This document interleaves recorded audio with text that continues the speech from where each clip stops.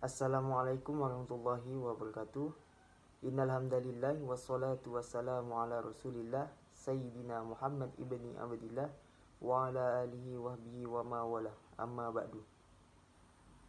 Perkenalkan, nama saya Fadli Afan, NIM 120161103, kelas 3C, Prodi Akuntansi Syariah. Yang terhormat Bapak Adi Mursalin, SEMM, CPHCM, selaku dosen pengampuh Islamic Marketing dan Manajemen. Di sini saya akan membuat video untuk ujian tengah semester mata kuliah Islamic Marketing dan Manajemen. Baiklah, saya menghadiri perkuliahan melalui Zoom sebanyak 5 kali. Di dalam dua kali pertemuan, saya tidak bisa mengikuti perkuliahan dikarenakan kendala dengan jaringan saya yang kurang. Dan alasan saya menghadiri perkuliahan tersebut ialah untuk memenuhi kewajiban saya sebagai mahasiswa. Dan perkuliahan ini sangat penting untuk saya, terutama untuk meningkatkan keterampilan dan pengetahuan saya. Saya sudah membaca LPS Islamic Marketing dan Manajemen yang telah dibagikan oleh Bapak Adi Mursalin, SEMM CPHCM, di WhatsApp Group. LPS ini merupakan dokumen perencanaan pembelajaran yang disusun sebagai panduan bagi mahasiswa dalam melaksanakan kegiatan perkuliahan selama 1 semester untuk mencapai pembelajaran yang telah ditetapkan. Adapun isi dari LPS tersebut ialah berisi tentang materi perkuliahan selama 1 semester di ruang Zoom dari pertemuan 1 sampai 16. LPS tersebut juga berisi tentang penjelasan tata cara dalam penilaian yang dilakukan oleh dosen pengampu Islamic Marketing dan Manajemen, dan berisikan tentang penjelasan mengenai tugas yang diberikan. Saya selalu membuat video record di setiap pertemuan. Saya sudah membuat 7 video record sesuai dengan banyaknya perkuliahan yang telah dilaksanakan. Adapun materi yang pertama bertema konsep pemasaran Islam. Konsep manajemen pemasaran Islam. Pada materi ini menjelaskan tentang konsep pemasaran Islam adalah sebuah disiplin bisnis strategis yang mengarahkan proses penciptaan, penawaran, dan perubahan value dari satu inisiator kepada stakeholdernya, yang dalam keseluruhan prosesnya sesuai dengan akad serta prinsip-prinsip Al-Quran dan hadis. Pemasaran syariah memiliki karakteristik marketing syariah, yaitu 1. Teistis, Rabbaniyah, 2. Etis, Akhlakiyah, 3. Realistis, Al-Waqiyah, 4. Humanistis, Insaniyah. Pemasaran juga mempunyai fungsi: 1. Memiliki kepribadian spiritual atau takwa, 2. Jujur atau transparan, 3. Berlaku adil dalam bisnis atau al-adl, 4. Bersikap melayani, 5. Menepati janji dan jujur. Materi yang kedua bertema maqasid syariah. Pada materi ini, maqasid syariah adalah tujuan Allah menetapkan hukum-hukum untuk mencapai kemaslahatan hidup manusia, sekaligus juga menghindari berbagai kerusakan baik di dunia maupun di akhirat. Maqasid syariah dalam perdagangan menurut Al-Ghazali dalam Syaifullah menjelaskan bahwa tujuan syariah utamanya adalah meningkatkan kesejahteraan manusia yang terletak pada perlindungan agama, hidup, akal, keturunan, dan harta. Serta apa saja yang memantapkan perlindungan kelima hal ini merupakan kemaslahatan umum dan dikehendaki termasuk pula dalam perdagangan. Sedangkan maqasid syariah dalam pemasaran adalah studi, program, pelaksanaan, prosedur, dan penanganan proses yang dibangun dengan maksud mewujudkan, membentuk dan melindungi alterasi yang komersial dengan pasar target dan implikasi, untuk menyampaikan arah organisasi dengan memfokuskan kepada kadar syariah yang berlandaskan maslahah, keseimbangan, serta memprioritaskan adanya sikap kerelaan dan kasih sayang di antara penjual dan pembeli. Materi yang ketiga bertema peran pemasaran dalam Islam. Pada materi ini, peran pemasaran dalam Islam sebenarnya tidak jauh berbeda dengan peran pemasaran pada umumnya. Yang membedakan hanyalah prinsip Islam dan tujuan akan keridhaan Allah Subhanahu wa taala. Yang ada dalam pemasaran Islam, pentingnya pasar sebagai terjadinya jual beli bukan hanya dilihat dari fungsinya secara fisik, melainkan perlu memperhatikan aturan dan norma yang berlaku. Terkait dengan fungsinya, pasar menjadi tempat yang rentan terjadinya kecurangan dan ketidakadilan yang dapat menzolimi pihak lain. Untuk itu, perlu adanya syariat terkait dengan pembentukan harga dan terjadinya transaksi di pasar untuk menghindari hal-hal yang tidak diinginkan. Terdapat beberapa peranan pemasaran dalam suatu bisnis maupun perusahaan. Satu, dalam sektor bisnis. Pemasaran sangat dibutuhkan untuk pengenalan produk berbagai perusahaan di bidang industri, pelayanan, penerbangan, perbankan, dan lain-lain. Dua, dalam sektor non-profit. Pemasaran kerap digunakan sebagai upaya promosi organisasi, perguruan tinggi, rumah sakit, dan berbagai kelompok kesenian atau komunitas lainnya untuk menarik peminatnya. Bahkan berbagai instansi pemerintah juga mengeluarkan kampanye pemasaran yang bersifat sosial, sepertinya kampanye anti rokok, anti seks bebas, dan lain-lain. Tiga, dalam sektor internasional. Pemasaran kerap digunakan oleh perusahaan multinasional yang bertujuan meningkatkan pemasaran global. Empat, dalam Islam. Mekanisme pasar yaitu penentuan permintaan dan penawaran haruslah terjadi secara sukarela. Tidak ada pihak yang merasa terpaksa untuk melakukan transaksi pada suatu tingkat. Mekanisme pasar berasal dari ketentuan Allah Subhanahu wa taala bahwa perniagaan harus dilakukan secara baik dengan suka sama suka agar sistem pasar dapat berjalan dengan baik dan memberikan mutual goodwill bagi para pelakunya. Terdapat prinsip dalam Islam yaitu satu, ar-ridho, yaitu semua transaksi yang dilakukan harus berlandaskan kerelaan antara pihak-pihak. Dua, persaingan sehat, yaitu semua mekanisme dan kegiatan dalam pasar akan aman jika terdapat persaingan sehat. Tiga, kejujuran adalah pilar penting dalam Islam. Islam secara tegas melarang melakukan kebohongan dan penipuan dalam bentuk dan keadaan apapun, termasuk dalam mekanisme pasar.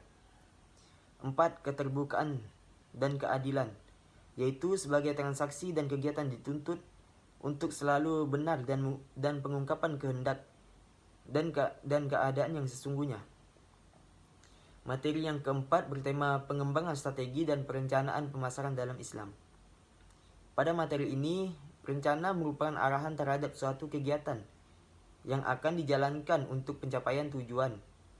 Surah di dalam Al-Quran yang menjelaskan tentang perencanaan adalah Quran Surah Al-Asr ayat 18 yang berbunyi, Ya ayyuhalladzina amanu taqullaha wal tandur nafsum ma qaddamat lighadi wattaqullaha innallaha khabirum bima ta'malun. Di dalam surah ini Allah memerintahkan kita untuk selalu membuat perencanaan dan melakukan evaluasi dalam setiap aktivitas yang telah dilakukan sehingga segala sesuatu yang telah kita lakukan dapat menjadi suatu keberkahan bagi kehidupan di dunia dan di akhirat. Perencanaan pemasaran merupakan perumusan usaha yang akan dilakukan dalam bidang pemasaran dengan menggunakan sumber daya yang ada dalam suatu perusahaan guna mencapai tujuan dan sasaran tertentu, serta pada waktu yang telah ditentukan. Dalam Islam, rencana pemasaran sangat penting untuk dilakukan karena merupakan suatu proses melihat jauh ke depan dalam rangka antisipasi dan perubahan ke arah yang lebih baik, mencari solusi yang tepat, mengoptimalkan manfaat pembangunan secara pasti, serta mencapai tujuan yang diharapkan. Dengan demikian, sebagai Muslim sudah semestinya memiliki pandangan yang lebih bijak dan relevan dalam menghadapi kehidupan. Ada beberapa cara mengembangkan strategi pemasaran. 1. Segmentasi pasar. 2. Penentuan posisi pasar. 3. Strategi masuki pasar. 4. Strategi marketing mix. 5. Strategi penentuan waktu. 6. Pengkajian peluang pertumbuhan. Lalu materi yang kelima bertema tabayun dalam lingkungan bisnis Islam. Pada materi ini, tabayun artinya mencari kejelasan tentang sesuatu masalah hingga jelas dan benar keadaannya. Secara istilah adalah meneliti dan menyeleksi berita tidak tergesa-gesa dalam memutuskan masalah baik dalam hal hukum, kebijakan dan sebagainya hingga jelas dan benar permasalahannya. Tabayun sangat penting untuk ditanamkan karena ketika menerima sebuah informasi harus mencari kebenarannya terlebih dahulu agar tidak menimbulkan fitnah dan merugikan diri sendiri maupun orang lain. Tabayun itu penting dalam pemasaran karena Allah Subhanahu wa taala telah memperingatkan orang beriman tentang pentingnya tabayun. Terhadap suatu kabar berita merupakan kewajiban bagi kita dalam hidup bermasyarakat. Sebab terkadang kabar berita yang kita terima kebenarannya tidak bisa dipertanggungjawabkan. Tujuan tabayun: 1. Menjaga keharmonisan umat manusia. 2. Menjaga jiwa dan harta manusia. 3. Pertanda kematangan akal dan cara berpikir. 4. Menjaga kehormatan dan ketentraman masyarakat dari keputusan yang tergesa-gesa dan tanpa didasarkan pada studi dan penelitian. 5. Menjauhkan keraguan serta bisikan dan tipu daya serta. 6. Mengokohkan kaum muslim. Perspektif Islam atas fenomena lingkungan bisnis di zaman sekarang ini memang ada yang sesuai tetapi ada juga yang tidak sesuai dengan pandangan Islam, misalnya mengenai kondisi perekonomian khususnya di Indonesia yang menganut sistem ekonomi campuran antara liberalisme dan kapitalis atau sosialis yang secara kacamata Islam hal ini tidak sesuai dengan ajaran Islam. Karena menurut Islam ada sistem ekonomi yang baik dan paling baik yang mengedepankan kemaslahatan bagi umatnya, yakni sistem ekonomi syariah. Yang keenam, riset pemasaran Islam. Pada materi ini menerangkan riset adalah penelitian berasal dari re dan search, mencari sesuatu yang baru menjadi hakikat dari kata research. Bagaimana kita mencari sesuatu yang baru, mencari sesuatu di belakang kejadian, fenomena atau mencari penyelesaian masalah lewat research atau penelitian. Menurut Malhotra dalam American Marketing Association mengatakan bahwa riset pemasaran adalah identifikasi, pengumpulan, analisis dan penyebaran informasi yang sistematis dan objektif untuk meningkatkan pengambilan keputusan yang berhubungan dengan identifikasi dan solusi masalah-masalah dan kesempatan-kesempatan dalam pemasaran. Riset dalam Islam merupakan sebuah penelitian yang dilakukan untuk mengangkat derajat umat Islam dan juga bermanfaat bagi kemaslahatan hidup manusia, baik itu secara teoritis atau akademik maupun secara empirik atau lapangan. Riset pemasaran dalam Islam sangat penting karena riset ini digunakan untuk melakukan pengumpulan, pengolahan, analisis, dan interpretasi data secara sistematis sehingga dapat digunakan sebagai masukan dalam pengambilan keputusan di bidang pemasaran barang dan jasa. Riset pemasaran berperan sebagai dasar penyusunan rencana dan strategi pemasaran, di mana harus didukung dengan data yang akurat, relevan, terpercaya, objektif, dan tepat waktu. Sehingga manajemen perusahaan dapat merencanakan dan melaksanakan dengan baik berbagai aspek pemasaran, seperti pengembangan produk dan merek, penentuan harga, pendistribusian produk, dan komunikasi pemasaran terintegrasi. Pentingnya riset pemasaran bagi perusahaan dengan tujuan dijalankannya marketing research, yaitu untuk mengetahui dan melakukan analisa hal yang dibutuhkan atau diperlukan oleh pasar, dan juga untuk mengetahui pesaing bisnis. Dengan dilakukannya marketing research, maka akan bisa mengetahui produk atau jasa yang ditawarkan, di mana produk atau jasa itu diperlukan dan kualitas produk seperti apa yang dibutuhkan oleh konsumen. Selain itu, juga untuk dapat tahu seberapa besar permintaan dan potensi permintaan, kapan permintaan tersebut memuncak dan kapan permintaan tersebut menurun. Materi yang ketujuh, pembangunan nilai, loyalitas, dan kepuasan pelanggan dalam Islam.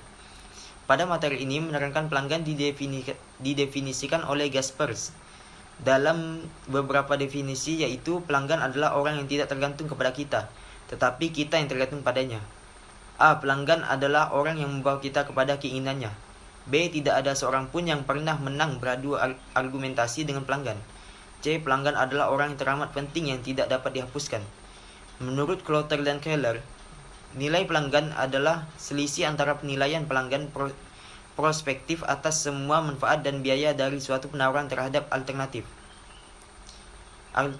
Nilai total pelanggan adalah nilai moneter kumpulan manfaat ekonomi, fungsional, dan psikologis yang diharapkan pelanggan dari suatu penawaran pasar yang disebabkan oleh produk, jasa, personel, dan citra yang terlibat. Saya kurang aktif dalam menjawab soal dikarenakan di saat saya ingin menjawab soalan yang diberikan oleh Bapak Adi Mursalin SE MMCPHCM, tiba-tiba jaringan saya terputus dan susah untuk bergabung kembali ke ruang Zoom meeting. Adapun teori yang telah dijelaskan di dalam setiap pertemuan yaitu pertama, pada Quran Surah Al-Jumu'ah ayat 10 yang berbunyi A'udzubillahi minasyaitonirrajim. Bismillahirrahmanirrahim. فَإِذَا قُضِيَتِ الصَّلَاةُ فَانتَشِرُوا فِي الْأَرْضِ وَابْتَغُوا مِنْ فَضْلِ اللَّهِ وَاذْكُرُوا اللَّهَ كَثِيرًا لَعَلَّكُمْ تُفْلِحُونَ. Yang artinya, apabila solat telah dilaksanakan, maka bertebaranlah kamu di bumi. Carilah karunia Allah dan ingatlah Allah banyak-banyak agar kamu beruntung. Isi kandungannya, Allah menerangkan bahwa setelah selesai melakukan ibadah atau solat, maka manusia terutama umat muslim akan bertebaran dalam mencari karunia Allah dengan kerja yang halal dan keuntungan yang halal, dan hendaklah mengingat Allah agar kamu beruntung. Selanjutnya Quran Surah Al-Maidah ayat 2 yang berbunyi A'udzu billahi minasy syaithanir rajim. Bismillahirrahmanirrahim. يا أيها الذين آمنوا لا تحلوا شعائر الله ولا الشهر الحرام ولا الهدي ولا القلائد ولا آمين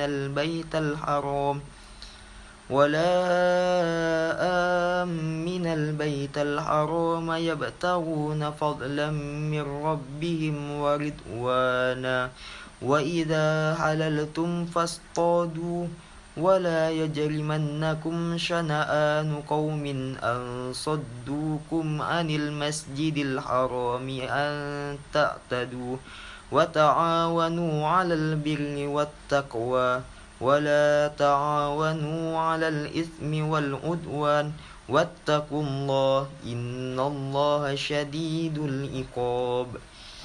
Shadaqallahul azim. Yang artinya, wahai orang-orang yang beriman, janganlah kamu melanggar syiar-syiar kesucian Allah, dan jangan melanggar kehormatan bulan-bulan haram. Jangan mengganggu hadyu, hewan-hewan kurban, dan qalaid, hewan-hewan kurban yang diberi tanda. Dan jangan pula mengganggu orang-orang yang mengunjungi Baitul Haram. Mereka mencari karunia dan keridhaan Tuhannya. Tetapi apabila kamu telah menyelesaikan ihram, maka bolehlah kamu berburu. Jangan sampai kebencianmu kepada suatu kaum karena mereka menghalang-halangimu dari Masjidil Haram, mendorongmu berbuat melampaui batas kepada mereka, dan tolong-menolonglah kamu dalam mengerjakan kebajikan dan takwa. Dan jangan tolong-menolong dalam berbuat dosa dan permusuhan. Bertakwalah kepada Allah, sungguh Allah sangat berat siksanya. Adapun isi kandungannya menjelaskan tentang larangan yang tidak boleh dilanggar oleh orang beriman. Pertama, larangan melanggar peraturan Allah SWT terkait pelaksanaan ibadah haji dan umroh. Kedua, larangan melanggar kehormatan bulan-bulan haram, yakni bulan Zulkaidah, Zulhijjah, Muharram, dan Rajab.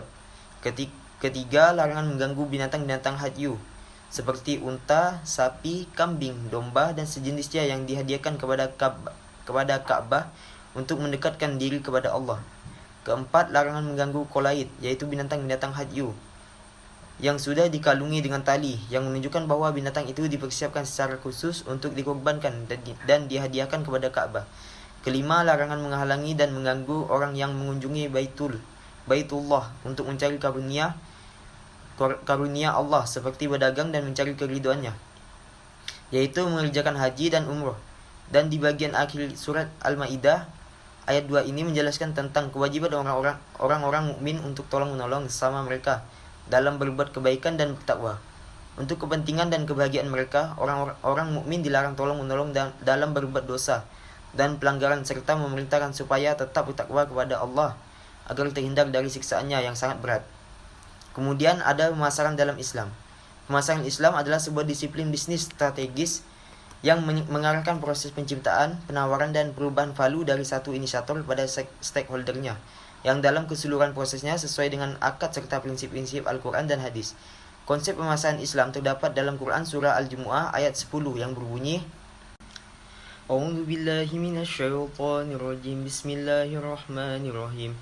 فَإِذَا قُضِيَتِ الصَّلَاةُ فَانتَشِرُوا فِي الْأَرْضِ وَابْتَغُوا مِنْ فَضْلِ اللَّهِ وَاذْكُرُوا اللَّهَ كَثِيرًا لَعَلَّكُمْ تُفْلِحُونَ.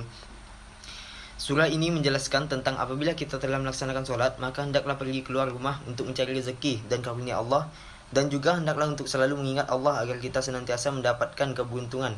Salah satunya dengan berdagang, seperti firman Allah yang terdapat dalam Quran surah Al-Baqarah ayat 275 yang menjelaskan bahwa Allah telah menghalalkan jual beli dan mengharamkan riba. Selanjutnya ada pernyataan yang mengatakan bahwa Islam sebagai jiwa dalam bisnis dan pemasaran. Saya setuju dengan pernyataan ini karena menurut saya dalam Islam juga sudah dijelaskan tentang berbisnis yang baik dan adil. Dalam berbisnis kita harus selalu menerapkan prinsip-prinsip Islam yang terdapat dari dalam Al-Quran dan hadis agar bisnis tersebut terhindar dari kecurangan seperti terhindar dari riba. Maka dari itu Islam sangat berperan penting dalam dan bisnis maupun pemasaran. Kemudian pada Quran surah Al-Baqarah ayat 282 yang berbunyi A'udzu billahi minasyaitonir rajim. Bismillahirrahmanirrahim. Ya ayyuhalladzina amanu idza tadayantum bidainin ila ajalin musamman faktubuh wal yaktub bainakum katibun bil adl wala ya'ba katibun ay yaktuba kama 'allamahu Allahu falyaktub wal yumli lilladzi 'alaihi al-haqq wal yattaqillaha rabbahu wala yabqas minhu syai'a fa in kana alladzi 'alaihi al-haqq safihan aw dha'ifan aw la yastati'u ay yumillahu falyumlil waliyyuhu bil 'adl wastashhidu syahidaini min rijalikum fa illam yakuna rajulaini farajulun wa imra'atani mimman tardawna minasyuhada'i an tadilla ihdahuma fatuzakkira ihdahuma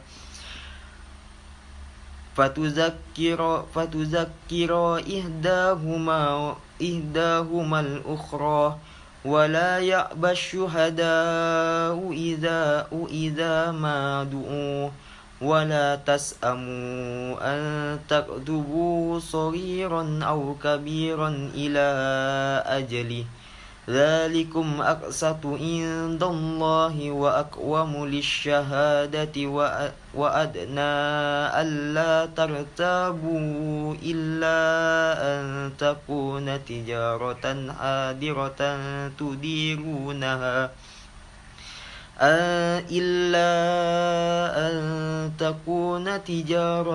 حاضرة تديرونها بينكم فليس عليكم جناح ألا تكتبوها وأشهدوا إذا تبايعتم ولا يضار كاتب ولا شهيد وإن تفعلوا فإنه فسوق بكم واتقوا الله ويعلمكم الله والله بكل شيء عليم صدق الله العظيم.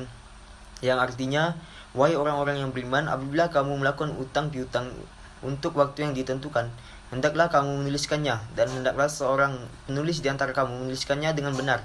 Janganlah penulis menolak untuk menuliskannya, sebagaimana Allah telah mengajarkan kepadanya. Maka hendaklah dia menuliskan, dan hendaklah orang yang berhutang itu mendiktekan, dan hendaklah dia bertakwa kepada Allah Tuhannya, dan janganlah dia mengurangi sedikit pun daripadanya. Jika yang berhutang itu orang yang kurang akalnya atau lemah keadaannya, atau tidak mampu mendiktekan sendiri, maka hendaklah walinya mendiktekannya dengan benar. Dan persaksikanlah dengan 2 orang saksi laki-laki di antara kamu. Jika tidak ada saksi 2 orang laki-laki, maka boleh seorang laki-laki dan 2 orang perempuan di antara orang-orang yang kamu sukai dari para saksi yang ada. Agar jika yang seorang lupa, maka yang seorang lagi mengingatkannya. Dan janganlah saksi-saksi itu menolak apabila dipanggil. Dan janganlah kamu bosan menuliskannya. Untuk batas waktunya baik utang itu kecil maupun besar. Yang demikian itu lebih adil di sisi Allah, lebih dapat menguatkan kesaksian dan lebih mendekatkan kamu kepada ketidakraguan. Kecuali jika hal itu merupakan perdagangan tunai yang kamu jalankan di antara kamu, maka tidak ada dosa bagi kamu jika kamu tidak menuliskannya. Dan ambillah saksi apabila kamu berjual beli. Dan janganlah penulis dipersulit dan begitu juga saksi. Jika kamu lakukan yang demikian, maka sungguh hal itu suatu kefasikan pada kamu. Dan bertakwalah kepada Allah. Allah memberikan pengajaran kepadamu, dan Allah Maha mengetahui segala sesuatu. Isi kandungannya, surah ini memerintahkan kita dalam bertransaksi untuk selalu mencatat segala transaksi yang dilakukan dengan benar, agar tidak jadi kecurangan dan semua transaksi yang dilakukan bisa terjadi dengan adil. Kemudian Quran surah Al-Hujurat ayat 12 yang berbunyi, A'udzu billahi minasy syaithanir rajim. Bismillahirrahmanirrahim. Ya ayyuhalladzina amanu jtanibu katsiran minadh-dhann inna ba'dadh-dhanni ismu wa la tajassasu wa la yaghtab ba'dukum ba'dha ayuhibbu ahadukum ayyakula lahma akhihi maitan fakarihtumuh wattaqullah innallaha tawwabur rahim. Shadaqallahul azim. Artinya, wahai orang-orang yang beriman, jauhilah banyak dari prasangka. Sesungguhnya sebagian prasangka itu dosa, dan janganlah kamu mencari-cari kesalahan orang lain, dan janganlah ada di antara kamu yang menggunjing sebagian yang lain. Apakah ada di antara kamu yang suka memakan daging saudaranya yang sudah mati? Tentu kamu merasa jijik, dan bertakwalah kepada Allah. Sungguh Allah Maha penerima taubat, Maha penyayang. Isi kandungannya bahwa larangan untuk berburuk sangka kepada orang lain dan mencari-cari kesalahan dari orang lain. Dan juga perumpamaan orang yang melakukan hal yang dilarang untuk dilakukan adalah seperti orang yang suka memakan daging saudaranya yang sudah mati. Adapun hubungan kedua surah ini dengan pemasaran adalah bahwa dalam pemasaran misalnya berdagang, jika ada pembeli yang berhutang, hendaklah salah satu dari orang tersebut mencatat transaksi tersebut dengan benar agar tidak terjadi kecurangan dan menghindari kegiatan riba. Selain itu juga dalam pemasaran kita dilarang untuk berburuk sangka kepada orang lain seperti pembeli berburuk sangka kepada penjual untuk melakukan kecurangan. Kemudian saya akan menjelaskan tentang maqasid syariah. Di dalam Islam, pemasaran yang islami adalah bagaimana sebuah perusahaan dalam memasarkan produk-produknya mempunyai nilai dan etika islami. Nilai dan etika Islam tentunya tidak terlepas dari tujuan syariah atau maqasid syariah, di mana nilai-nilai ini menggambarkan keunikan yang utama bagi pemasaran Islam. Bahkan dalam kenyataannya merupakan ciri khas yang menyeluruh yang tampak jelas pada segala sesuatu yang jelas. Pemasaran berdasarkan maqasid syariah adalah sebagai analisis, perencanaan, penerapan dan pengendalian program yang dirancang untuk menciptakan, membangun dan mempertahankan pertukaran yang menguntungkan dengan pasar sasaran untuk mencapai tujuan-tujuan organisasi dengan memperhatikan nilai-nilai syariah yang berupa maslahah, keadilan dan mengedepankan adanya konsep rahmat dan ridho, baik dari penjual dan pembeli sampai dari Allah SWT. Adapun surah yang terkandung di dalam Al-Quran yang menjelaskan tentang tijarah yaitu Quran surah Al-Baqarah ayat 282 yang berbunyi, A'udzu billahi minasy syaithanir rajim. Bismillahirrahmanirrahim. Ya ayyuhalladzina amanu idza tadayantum bidainin ila ajalin musamman faktubuh wal yaktub bainakum katibun bil adl wala ya'ba katibun ay yaktuba kama 'allamahu Allahu falyaktub وَلْيُمْلِلِ الَّذِي عَلَيْهِ الْحَقُّ وَلْيَتَّقِ اللَّهَ رَبَّهُ وَلَا يَبْخَسْ مِنْهُ شَيْئًا فَإِنْ كَانَ الَّذِي عَلَيْهِ الْحَقُّ سَفِيهًا أَوْ ضَعِيفًا أَوْ لَا يَسْتَطِيعُ أَنْ يُمِلَّ هُوَ فَلْيُمْلِلْ وَلِيُّهُ بِالْعَدْلِ وَاسْتَشْهِدُوا شَهِيدَيْنِ مِنْ رِجَالِكُمْ فَإِنْ لَمْ يَكُونَا رَجُلَيْنِ فَرَجُلٌ وَامْرَأَتَانِ مِمَّنْ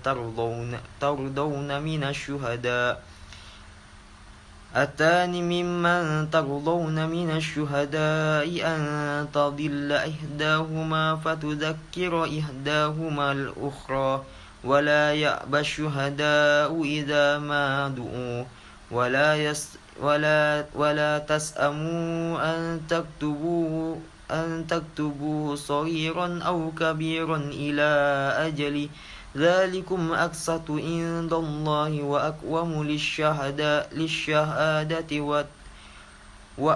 وأدنى ألا ترتابوا إلا أن تكون تجارة حاضرة تديرونها بينكم فليس عليكم فليس عليكم جناح ألا تكتبوها وأشهدوا إذا تبايعتم ولا يضار كاتب ولا شهيد وإن تفعلوا فإنه فسوق بكم واتقوا الله ويعلمكم الله والله بكل شيء عليم. صدق الله العظيم.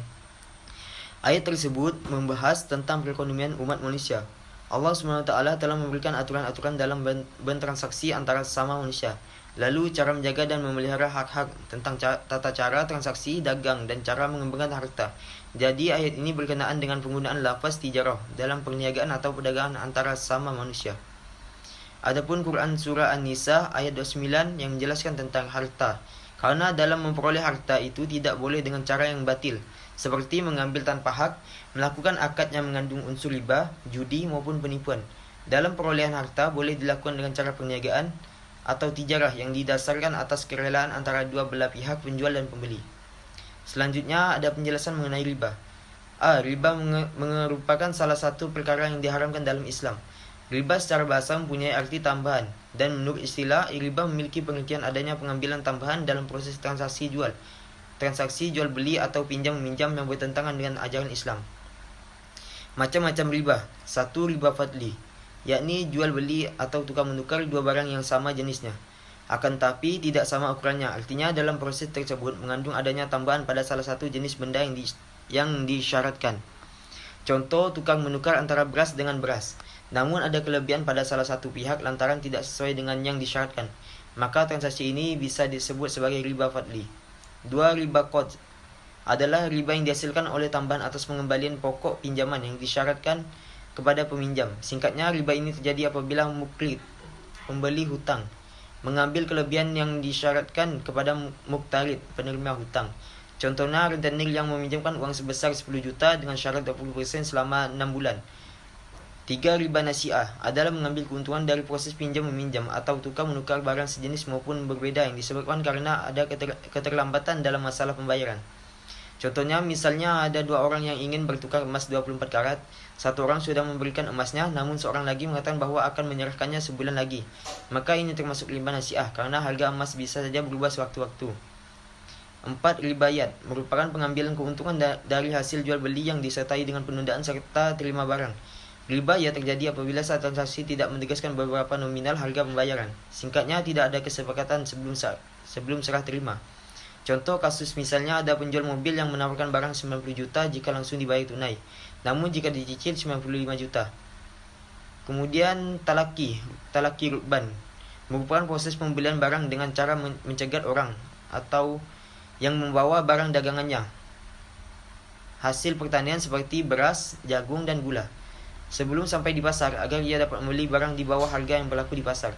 Contohnya, seorang pembeli memberitahukan kepada orang yang ingin menjual barangnya bahwa barang yang akan dijual tersebut tidak laku di tempat itu, dengan tujuan agar ia bisa memanipulasi harganya.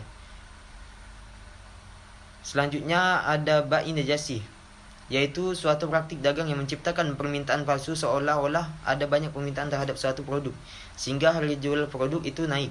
Contohnya, misalnya pembeli A menawar barang di pasar dengan harga 50.000. A merupakan orang yang benar-benar membutuhkan barang ini. Kemudian datang pembeli B yang merupakan orang yang berpura-pura menawar barang tersebut dengan harga 75.000. Karena pembeli A takut tidak mendapatkan barang dan benar-benar membutuhkan barang ini, maka pembeli A akan menaikkan penawaran menjadi 80.000. Dan pada akhirnya penjual akan menjualnya pada pembeli A dengan harga 80.000. Tadlis atau penipuan merupakan kondisi di mana satu pihak tidak mengetahui kondisi yang sebenarnya. Contohnya seperti penyembunyian cacat atau kualitas barang yang buruk yang tidak sesuai dengan yang disepakati oleh penjual dan pembeli. Ikhtikar adalah kegiatan ekonomi yang dilakukan oleh seorang pelaku ekonomi dengan menimbun suatu barang dengan tujuan mendapatkan keuntungan sebesar-besarnya tanpa melihat kesusahan orang lain. Contohnya penimbunan beras, padi atau beras yang sudah selesai panen ditimbun dalam gudang atau ruangan, yang mana penimbunan tersebut sampai harga dari padi atau beras di pasaran menjadi tinggi atau mahal. Lalu jual beli gharar merupakan ketidakpastian dalam transaksi yang diakibatkan dari tidak terpenuhinya ketentuan syariah dalam transaksi tersebut. Contohnya seperti melakukan jual beli terhadap burung yang masih di udara atau ikan yang masih dalam air. Hal seperti ini belum diketahui jelas barang tersebut.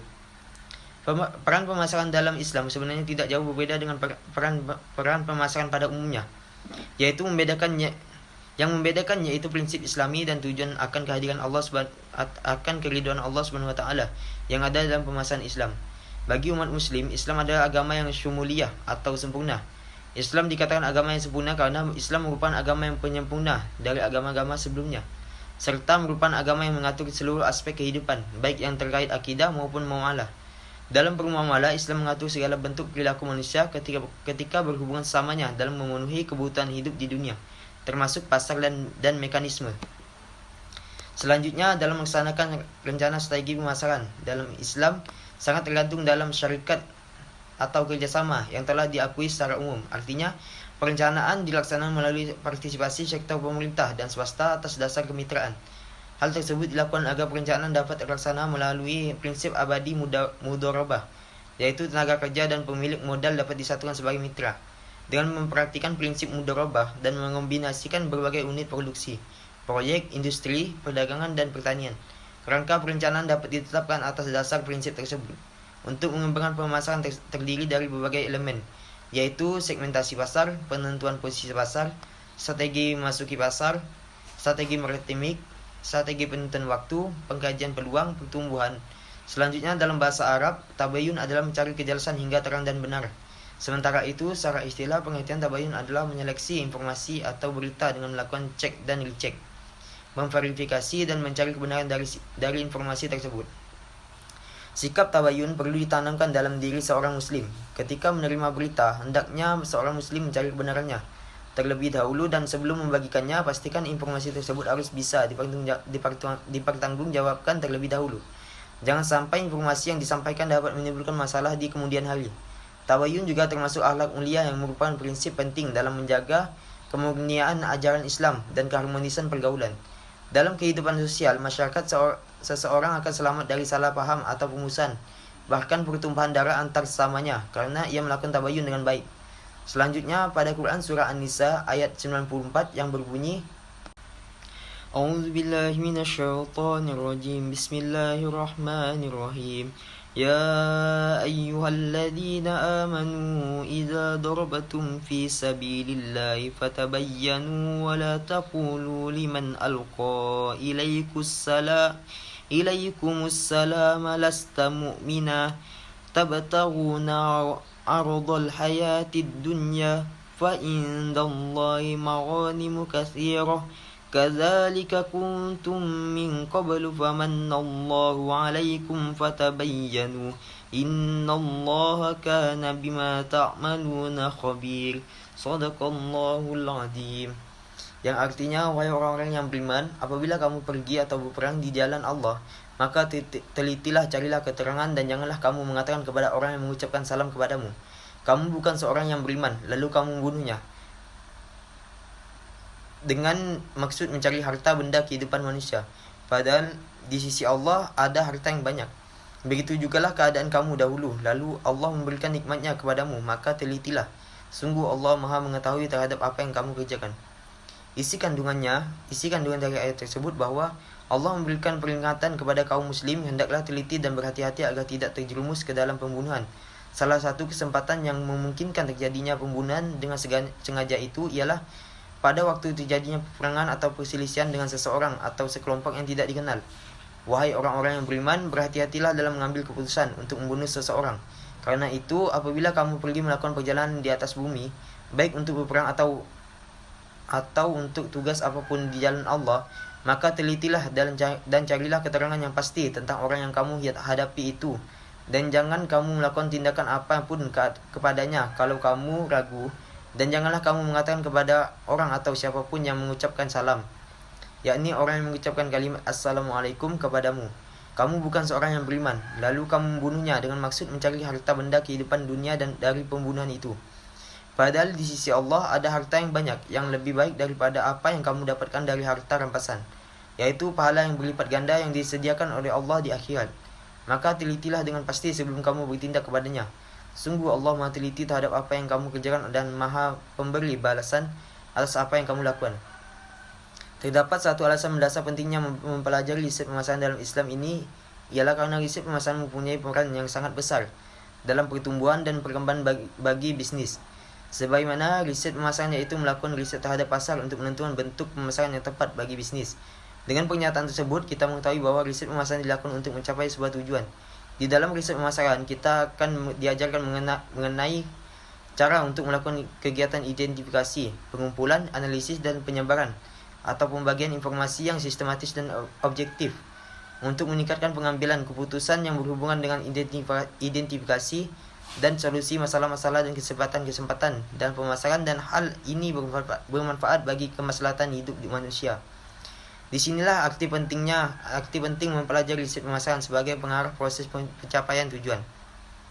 Adapun cara saya untuk membangun sebuah nilai ialah dengan menghantarkan nilai pelanggan yang tinggi. Sistem penghantaran nilai ini meliputi semua pengalaman yang akan didapatkan pelanggan dalam proses memperoleh dan menggunakan penawaran. Sebagai contoh, untuk membangun nilai tersebut, saya sebagai pelaku bisnis diharuskan untuk mengerti pasar dan mengetahui apa yang dibutuhkan dan diinginkan oleh pelanggan. Misalnya, dengan menentukan produk yang tepat, dengan kualitas yang baik, dengan harga yang seimbang, dan memberikan sebuah penawaran yang menarik dan pastinya akan bermanfaat bagi pelanggan. Maka disitulah terbangunnya suatu nilai. Dan selanjutnya mengenai kepuasan pelanggan. Kepuasan pelanggan dalam perspektif pemasaran Islam didasarkan pada tuntunan syariah Islam. Berdasarkan analisa sebagaimana kepuasan pelanggan dalam perspektif Islam berkaitan erat dengan kebutuhan, keinginan, maslahah, manfaat, berkah, keyakinan, dan kehalalan. Dan untuk membangun kepuasan pelanggan dibutuhkannya sebuah pelayanan yang baik, contohnya dengan bersikap lemah lembut, murah hati, dan mengutamakan pelanggan. Kepuasan pelanggan ini berpengaruh terhadap loyalitas pelanggan, karena salah satu faktor penting yang dapat mempengaruhi atau membangun loyalitas pelanggan adalah kepuasan dari pelanggan. Jika pelanggan telah merasa puas, maka akan menciptakan serta meningkatkan loyalitas pelanggan, sehingga terbangunlah hubungan jangka panjang antara pelanggan dengan pemasar atau perusahaan. Surah pendukung yaitu Quran Surah Al-Baqarah ayat 267 yang berbunyi, A'udzu billahi minasyaitonir rajim. Bismillahirrahmanirrahim. Wa idz qala Musa liqaumihi innallaha ya'murukum an tazbahu baqarah qalu atattakhiduna huzwa qala a'udzu billahi an akuna minal jahilin. Shadaqallahul azim. Yang artinya, hai orang-orang yang beriman, nafkahkanlah di jalan Allah sebagian dari hasil usahamu yang baik dan sebagian dari apa yang kamu keluarkan dari bumi untuk kamu, dan janganlah kamu memilih yang buruk lalu kamu menafkahkan darinya padahal kamu sendiri tidak mau mengambilnya, melainkan dengan memicingkan mata terhadapnya. Dan ketahuilah bahwa Allah Maha Kaya lagi Maha Terpuji. Isi kandungan dari ayat tersebut bahwa Islam sangat memerhatikan sebuah pelayanan yang berkualitas, memberikan perlakuan atau pelayanan yang baik dan bukan yang buruk. Alhamdulillahirabbil alamin. Materi dan pertanyaan-pertanyaan ujian tengah semester Islamic Marketing dan Manajemen sudah terjawab. Sebelumnya, sebagai penutup, saya akan membacakan doa. Bismillahirrahmanirrahim. Allahumma arinal haqqa haqqa warzuqna ittiba'ahu wa arinal batila batilan warzuqna jtinabahu. Rabbana anfa'na bima 'allamtana alladhi yanfa'una wazidna ilman walhamdulillahi ala kulli halli. Allahumma inni astaudi'uka ma 'allamtanihi warzudhu ilayya inda hajati wala tansanihi ya rabbal alamin. Baiklah, hanya itu yang bisa saya sampaikan. Kurang dan lebihnya saya mohon maaf. Wabillahi taufiq wal hidayah. Wassalamualaikum warahmatullahi wabarakatuh.